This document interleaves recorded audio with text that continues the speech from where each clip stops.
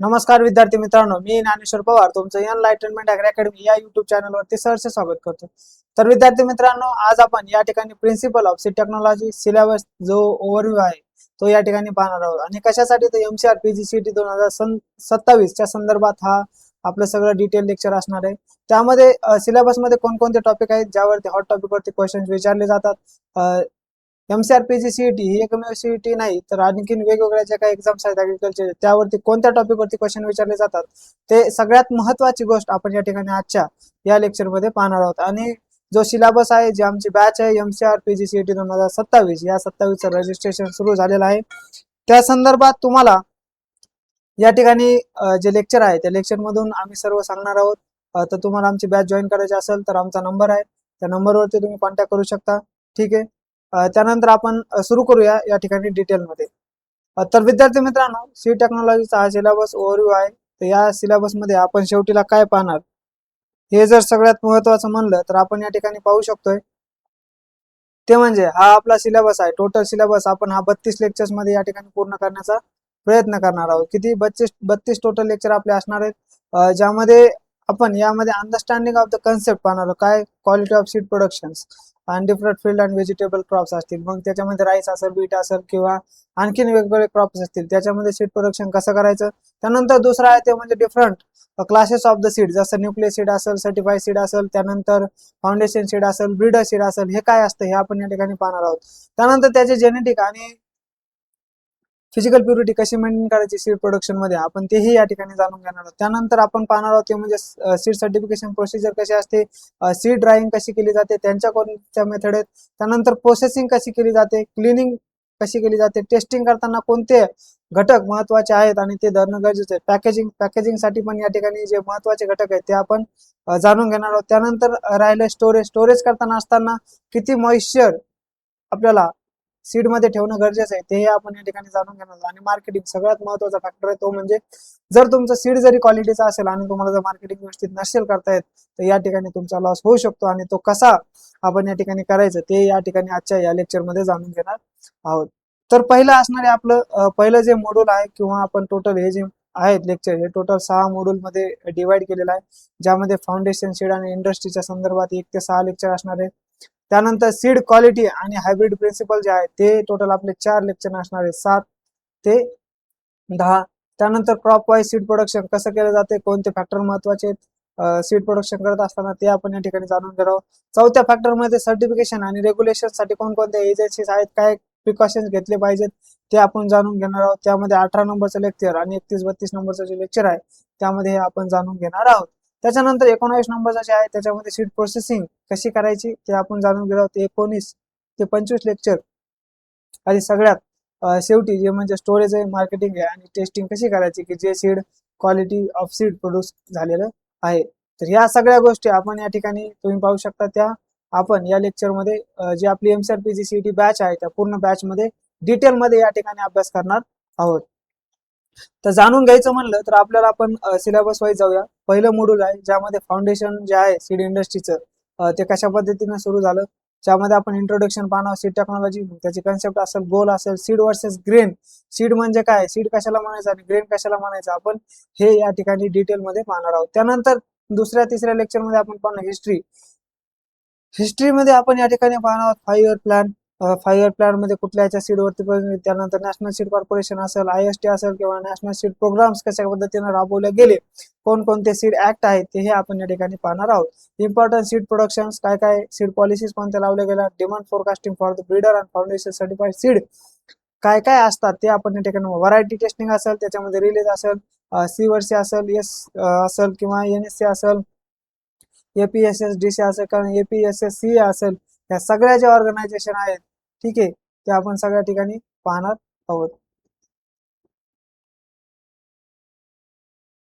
त्यानंतर आहे ते म्हणजे 6वं डिटोरिएशन ऑफ क्रॉप्स, कशा पद्धतीने cause the genetic contamination and safeguards, या ठिकाणी आपल्याला काउजे जे आहे ते टोटल आपल्या बॅच मध्ये आपल्याला करायचं आहे। त्यानंतर मॉड्यूल सेकंडच्या बाबतीमध्ये गेलं तर या ठिकाणी seed quality and classes of the seeds, मग त्याच्यामध्ये न्यूक्लियर सीड आहे, मग न्यूक्लियर सीडची फिजिकल प्युरिटी किती असते, काय असते, ब्रीडर सीडच्या संदर्भात ते सर्टिफाईड सीड आणि लेबल सीड जे असतात ठीक आहे, ते पण आपल्याला या ठिकाणी पाहिजे आहे. त्यानंतर maintenance of the nucleus and breeder seed, कशा पद्धतीने सेल्फ अँड क्रॉस पॉलिनेटर मध्ये कुठले प्रिकॉशन घ्यायचे आहेत. डेव्हलपमेंट ऑफ हायब्रिड कसं करायचंय, त्यानंतर इनब्रीड म्हणजे काय, सिंगल डबल आणि 3 वे क्रॉसेस कसे असतात ते महत्वाचे आहे. त्यानंतर जेनेटिक कंबायनिंग अबिलिटी आणि स्पेसिफिक कंबायनिंग अबिलिटी, या दोन्ही गोष्टी आपण या आपल्या बॅच मध्ये डिटेल मध्ये पाहणार आहोत. त्यानंतर मेल स्टॅबिलिटी असेल, जेनेटिक असेल, सायटोप्लाझमिक असेल किंवा सायटोप्लाझमिक जेनेटिक सिस्टम असेल, त्या सगळ्या गोष्टी आपण या ठिकाणी डिटेल मध्ये जाणून घेणार आहोत. आणि कोणत्या क्रॉपसाठी कोणती या ठिकाणी मेल स्टॅबिलिटी यूज करायची तेही आपण जाणून घेणार आहोत. त्यानंतर तिसऱ्या मॉड्यूलच्या जर बाबतीमध्ये करायला गेलं तर क्रॉप वाईज सीड प्रोडक्शन आपण या ठिकाणी या टोटल 6-7 लेक्चर मध्ये या ठिकाणी पाहणार आहोत. ज्यामध्ये पहिले असतील सिरियल मध्ये राईस, सॉर्गम, मेज आणि बाजरा. दुसऱ्याचे वाईल्ड सीड, सनफ्लावर, कॅस्टर्ड, मग बाकीचं असेल सोयाबीन पण येईल त्यामध्ये. ठीक आहे. त्याच्यानंतर रेड ग्राम मध्ये पल्सेस असतात, चिकपी असेल, मूग असेल, हे सगळे क्रॉप आपण या ठिकाणी घेणार आहोत. त्यानंतर फायबर असतील, फायबर मध्ये कॉटन असेल किंवा ज्यूट असेल, हे क्रॉप आपल्याला या ठिकाणी महत्वाचे.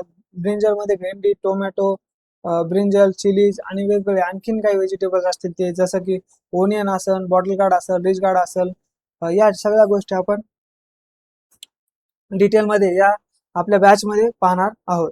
त्यानंतर चौथ्या मॉड्यूल मध्ये जर पाहिलं तर सर्टिफिकेशन आणि रेग्युलेटरी फ्रेमवर्क आपल्याला या ठिकाणी पाहिजे.